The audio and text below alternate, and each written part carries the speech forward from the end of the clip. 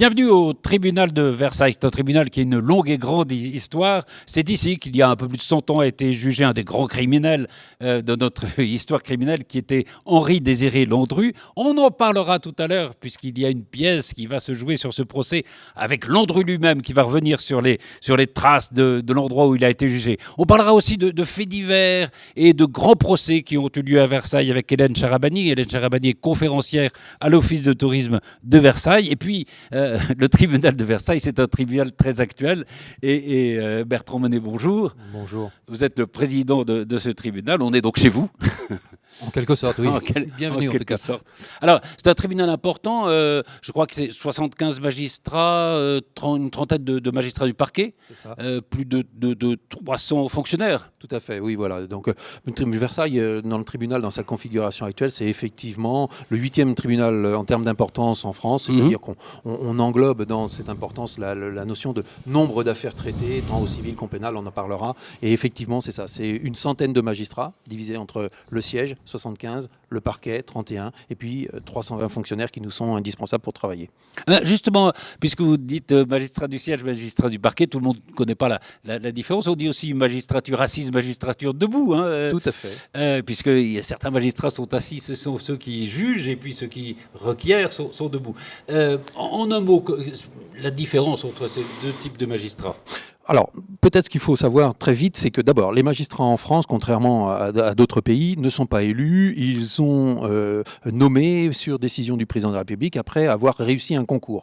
Et les magistrats du siège et les magistrats du parquet, donc tous ensemble, suivent la même formation et on peut être tantôt l'un ou l'autre. Alors, en gros, qu'est-ce que ça veut dire dans notre quotidien? Le magistrat du parquet est le procureur ou ses substituts. Il est chargé de surveiller l'action de la police, de recueillir les plaintes et puis ensuite d'orienter les affaires vers un tribunal correctionnel le plus souvent ou un tribunal de police pour faire juger l'affaire. Il soutient l'accusation en quelque sorte et puis un juge, donc des magistrats du siège, 3 juges en général ou 1 parfois, eux sont chargés d'apprécier tous les éléments, d'entendre tout le monde, le procureur, mais aussi la défense, et puis enfin de trancher l'affaire. Donc voilà, il y a celui qui propose une sanction, et puis il y a le juge qui juge l'affaire. Voilà. Vous-même, vous êtes un juge du siège évidemment, vous auriez pu être tenté par être un magistrat du parquet? Je l'ai été. Vous l'avez été. Je n'ai pas été magistrat du parquet, mais j'ai été tenté. Après, voilà, c'est au cours d'une carrière, on change de fonction quand même assez régulièrement, et puis parfois les choses se font et d'autres fois ne se font pas. Pour moi, ça ne s'est pas présenté effectivement, même si certaines de mes demandes, un temps, portaient également sur des postes du parquet. J'aurais pu l'être, mais le hasard a voulu que je fasse autre chose et j'ai été nommé sur d'autres postes, toujours effectivement, toujours au siège. Oui, un mot sur vous. D'abord, vous êtes breton. Oui, voilà, je suis rennais, tout à fait. C'est-à-dire que le tribunal de Versailles est tenu par des gens qui ont une forte personnalité. Vous avez d'ailleurs commencé à Saint-Brieuc, je crois, premier stage. C'est ça, c'est-à-dire que pendant qu'on est à l'école de la magistrature, qui est à Bordeaux, on fait 3 ans de scolarité après nos études de droit, donc c'est quand même un parcours assez long, et on passe une année complète à Bordeaux où on a une formation très théorique, et puis ensuite on passe une année et demie environ dans un tribunal, un peu partout en France, et donc on fait un stage cette fois très pratique où on va à côté de magistrats professionnels en exercice et on se met dans la situation du stagiaire en quelque sorte qui va tenir des audiences. Et j'ai fait ce stage-là pendant un peu plus d'1 an et demi à Saint-Brieuc. Oui. Et je dis ça parce que je crois que Madame Caillebotte, qui est la procureure de la République, est originaire de Saint-Brieuc. Tout à fait. Ça vous fait des liens. Dans des moments différents, on ne s'est jamais rencontrés en Bretagne, mais effectivement à des moments différents, on a eu des parcours tous les deux à Saint-Brieuc. Absolument. Alors après, vous avez été à Nancy, vous avez été président du tribunal d'Épinal, et vous avez aussi exercé une fonction plus nationale à l'inspection générale du ministère de la Justice. Vous diriez au fond, jusqu'à arriver à la présidence de ce tribunal, c'est un parcours qui a une unité ou plutôt avec des fonctions diverses qui vous permettent aujourd'hui de mieux diriger peut-être un tribunal comme celui de Versailles? Il y a eu 2 temps. Il y a eu un temps où j'ai eu effectivement des fonctions très diversifiées. Vous l'avez dit, j'ai commencé comme juge d'instance dans un petit tribunal dans une petite ville, enfin une ville moyenne, disons, c'était Toul, à côté de Nancy. Et puis ensuite, j'ai exercé des fonctions de ce qu'on appelle juge placé. Le juge placé, c'est un peu le remplaçant. Pendant 5 ans, on est appelé sur différentes fonctions, juge des enfants, juge d'instruction, enfin on fait plein de choses dans plein d'endroits différents. Donc ce qui m'a donné une grande diversité d'exercices de fonctions et ce qui m'a donné la possibilité de me confronter à beaucoup de réalités différentes, les affaires familiales, les enfants, je le disais, enfin voilà, toutes les fonctions du siège. Et puis après, eh bien, au gré d'une nomination déjà comme président, c'était pour la première fois à Bar-le-Duc, il y a 20 ans, et donc j'ai suivi en plus d'une filière de dire le droit, de continuer à dire le droit, de continuer à juger, parce que dans des petites juridictions, on juge beaucoup, on continue à juger, même quand on est encore président. Même le président juge beaucoup, mais effectivement, j'ai aussi endossé des fonctions administratives de responsabilité et de gestion d'un tribunal, puisque le président dans la juridiction, en discussion avec le procureur et avec une directrice pour les effectifs de greffe, eh bien, tous les trois, on conduit un peu aux destinées de la juridiction, on définit les orientations. Voilà. Donc, début d'un parcours diversifié et puis ensuite orientation plus vers des fonctions d'administration de gestion, tout en gardant toujours une part de juridiction et de juridictionnel, puisque c'est ce qui fait aussi de la spécificité des tribunaux français, c'est qu'ils sont gouvernés en quelque sorte par des magistrats. Le métier finalement de président de tribunal tel que vous l'exercez aujourd'hui, c'est de diriger d'abord cette juridiction, de diriger les magistrats qui sont là, de faire en sorte que tout se passe le mieux possible, c'est ça ?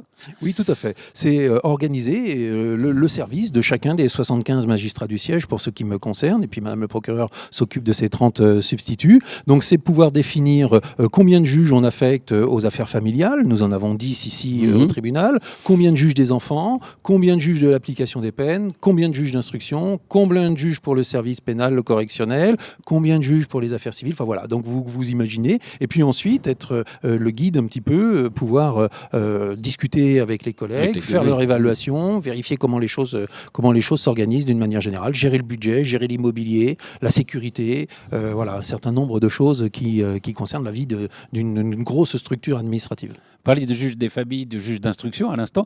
C'est vrai qu'il y a deux grandes fonctions dans un tribunal. Il y a de justice, si je peux dire. Il y a la justice civile, c'est-à-dire les conflits entre les particuliers, les divorces, je sais pas, conflits entre un locataire et son propriétaire. Et puis la justice pénale, c'est-à-dire les délits. Tout à fait. Dans le tribunal.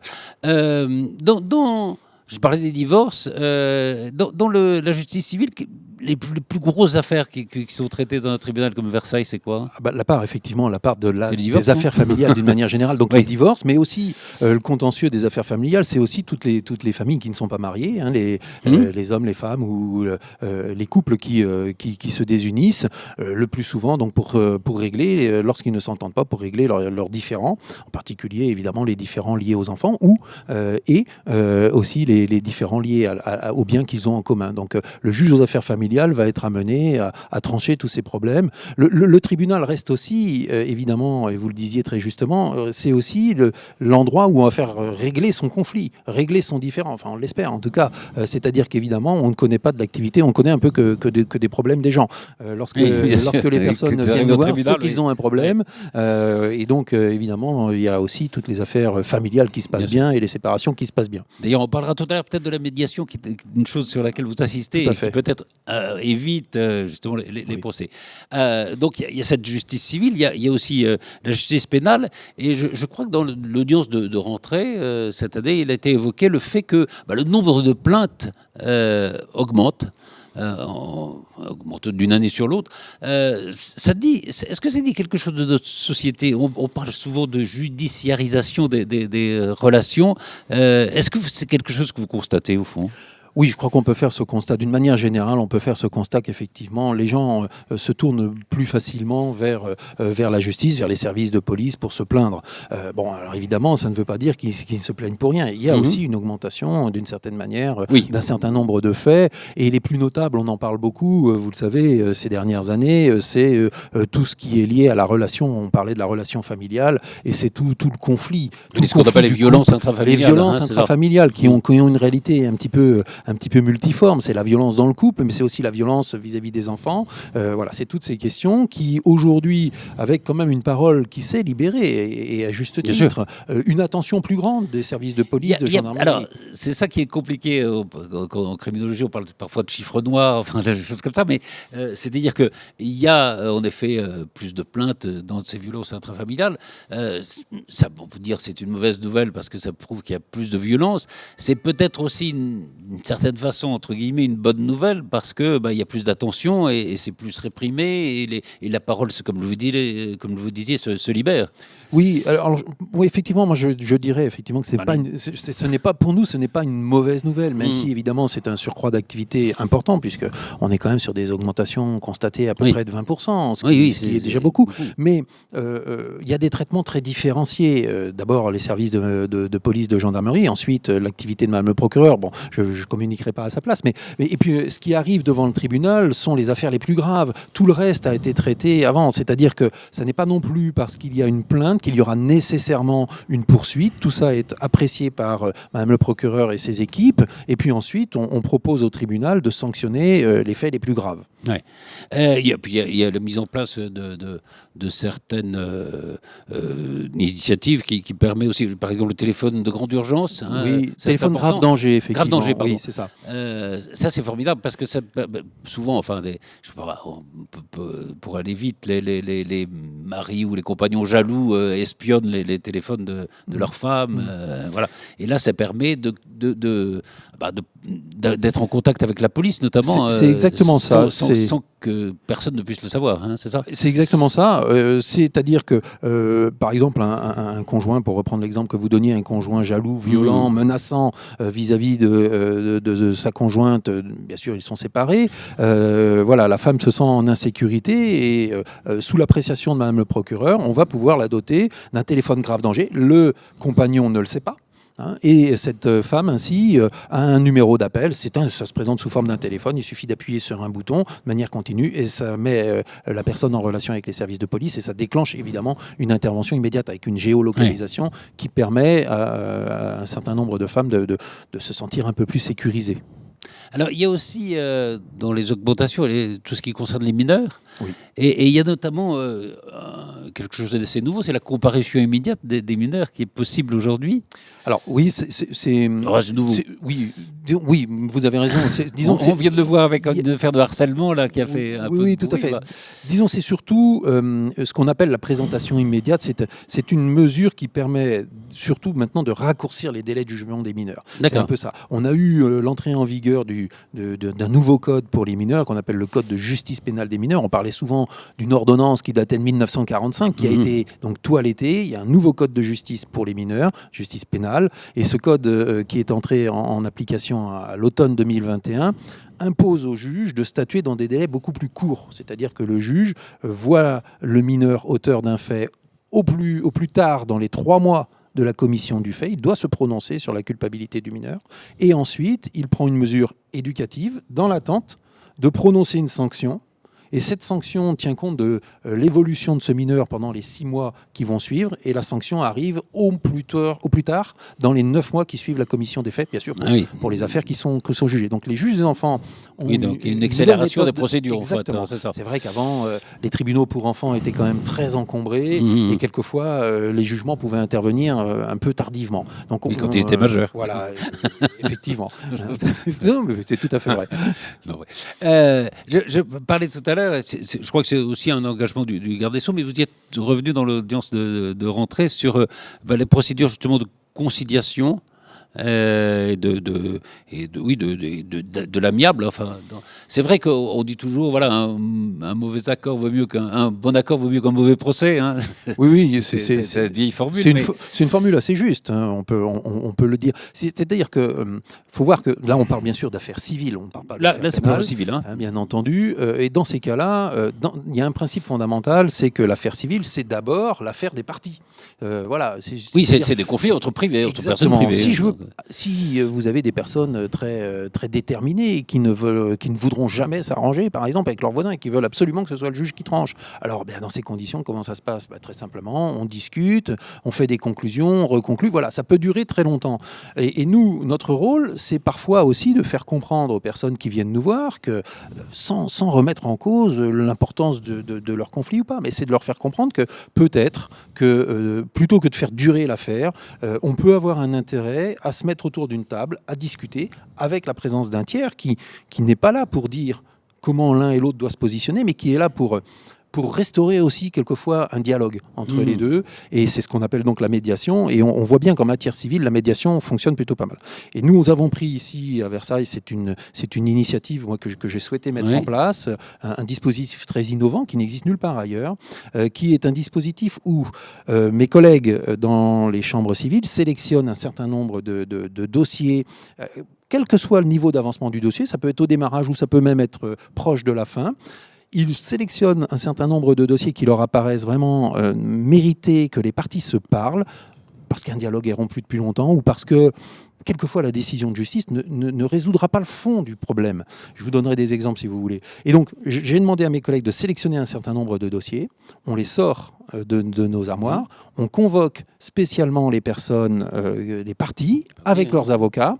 Et le juge reçoit les parties avec leurs avocats et avec un médiateur. Et on fait une information pendant 1 heure. On explique aux gens ce qu'est la médiation et on leur propose de partir en médiation. Dans des délais raccourcis, ça dure 3 mois, dans des coûts limités. C'est en moyenne 500 € par partie. Alors bien sûr, ça peut paraître élevé comme ça, mais quand on connaît le coût d'un procès avec les frais d'avocat, etc., c'est quand même relativement raisonnable. Sur des sommes, et puis surtout, on leur propose quasiment en 3 mois de régler leurs problèmes. Et sont les juges qui font la médiation ? C'est en cela. Non, alors les juges ne font pas la médiation, les juges font l'information. L'information. C'est-à-dire qu'ils expliquent aux parties quel est leur intérêt aussi à s'engager dans ce processus. Et c'est en cela où c'est nouveau, c'est-à-dire que moi j'ai souhaité qu'il y ait un juge et un médiateur qui reçoivent ensemble les parties, qui expliquent. Et puis si les parties sont d'accord pour aller sur ce terrain de la médiation, on leur fixe tout de suite un rendez-vous devant un médiateur, et là ensuite, le médiateur seul prend le relais. On s'aperçoit, on a, nous, 2 rendez-vous comme ça chaque mois, où on sélectionne à chaque fois 12 dossiers, donc 24 dossiers. On s'aperçoit que parmi les personnes qui viennent, ça représente 80% des personnes qui se déplacent à la convocation du juge, et on en a aujourd'hui la moitié qui acceptent de partir pour une médiation.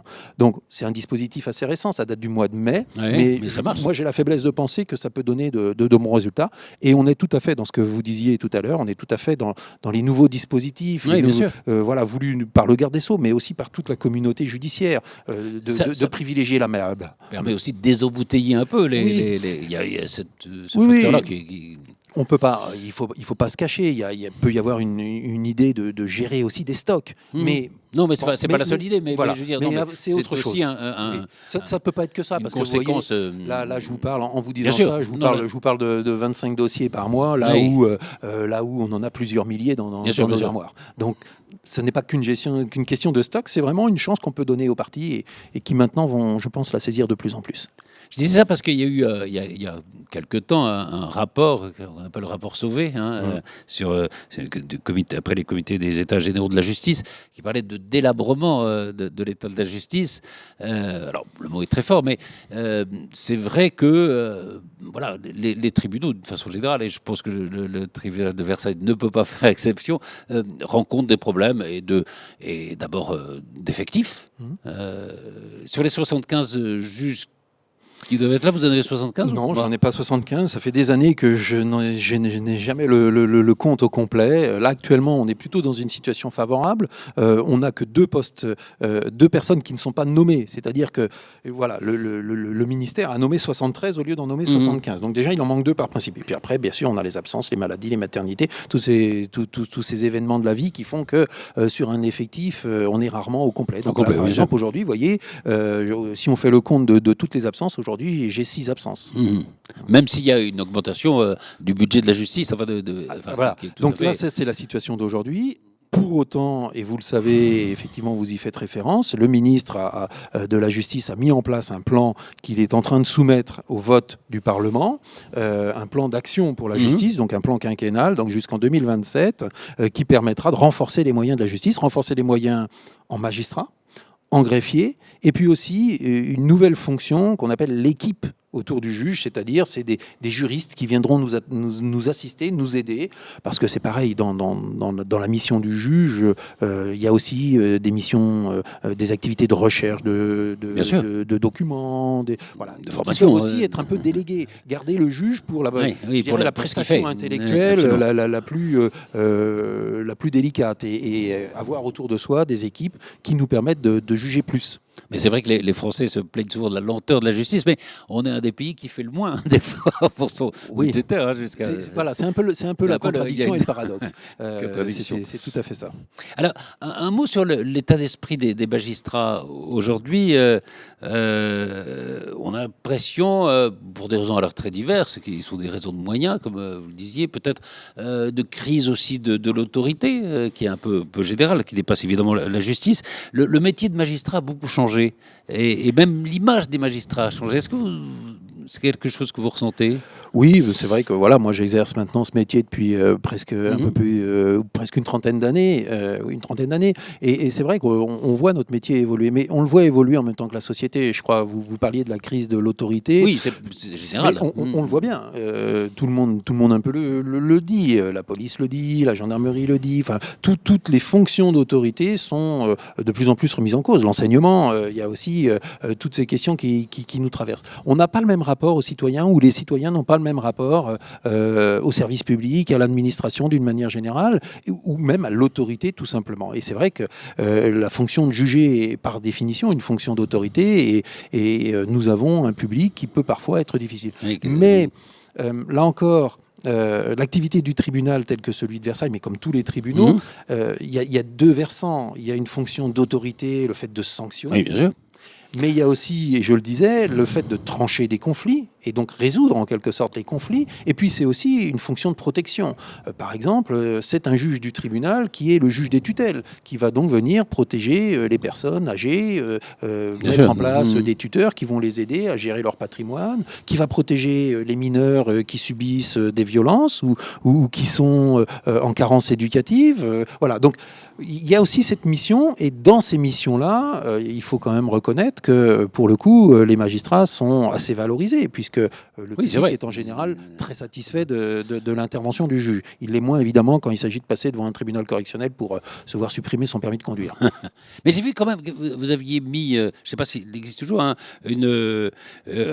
groupe sur l'évaluation des risques psychosociaux des magistrats de ce tribunal, quoi. Tout à fait. C'est la preuve que, voilà, il y a... Oui, c'est la cour d'appel de Versailles, avec le premier président et le procureur général, qui ont souhaité, sur l'ensemble des tribunaux de la cour d'appel de Versailles, mettre en place une réflexion, déjà faire un diagnostic de l'état des risques psychosociaux, la qualité de vie au travail, et à partir des constats qui ont été faits, qui sont, je crois, pas très différents. En tout cas, ça a été confié à un consultant extérieur qui a donc non seulement l'habitude d'administration, mais qui voit aussi comment ça peut se passer dans le privé. J'allais presque dire, on n'est ni pire ni meilleur que les autres. On est un peu comme les autres, et effectivement, on a parfois de la désespérance chez nous aussi. Mais bon, voilà. Vous direz que c'est peut-être un métier plus difficile que quand vous l'avez commencé? Disons que c'est un métier à responsabilité. C'est vrai que c'est une responsabilité dure. C'est vrai qu'on est quand même confronté, je le disais tout à l'heure, on est confronté à des personnes qui ont des problèmes et qui viennent nous poser les problèmes. Et donc, quand on a des délais qui sont trop longs, quand on a des moyens insuffisants, ce qui a été le cas ces dernières années, ça s'améliore, je le dis très clairement, ça s'améliore et on en voit les effets. Mais c'est vrai que faire travailler nos agents dans des conditions un petit peu dégradées, évidemment, c'est difficile à assurer et à admettre et à assumer psychologiquement. Et donc oui, c'est en cela qu'il y a eu une dégradation du sentiment. C'est aussi quand vous recevez du public et que vous lui dites que voilà, l'affaire ne pourra être jugée que dans 6 mois, dans 7 mois, dans 8 mois, évidemment, vous confrontez à une réaction très négative. Et pour autant, vous n'avez pas d'autres moyens, et donc vous vous sentez vous-même un peu remis en cause et en porte-à-faux. Donc c'est tout cela qui nous appartient d'accompagner, c'est faire en sorte d'abord de réduire les délais, et puis ensuite d'accompagner nos agents pour pouvoir vivre tout cela au mieux. Je parlais de changement aussi des rapports de l'autorité. Je crois qu'il y a une magistrate de la cour d'assises qui a été agressée. Oui, de Versailles. effectivement, il y a quelques années. Quelques années, voilà. enfin, Alors bon, l'affaire étant oui. à l'instruction, donc Non, on va je pas n'en en sais dire, rien. mais je veux dire, Mais voilà, oui, c'est aussi ça. C'est vrai Mais- que on disait le respect se perd, mais Oui, non, mais c'est ah vrai bah, que c'était bien- un peu bien- général. Non, enfin, non, mais voilà. bien entendu, non, mais vous avez raison, mais on le voit, et encore une fois, je pense que, bien sûr, pour les magistrats, ça peut être le cas pour les greffiers, mais on le voit aussi dans toutes les sphères d'autorité. Je veux dire, les attentats contre les policiers, quand Bien même, sûr. et le département est bien placé pour le savoir. Oui, absolument. Voilà, les attaques, là aussi, le département est bien placé Les émeutes contre qu'il y a les eu, enseignants. voilà, Enfin, je veux dire, voilà, les attentats les plus marquants ces dernières années contre des personnes qui exerçaient une mission de service public, et par le seul fait qu'elles représentent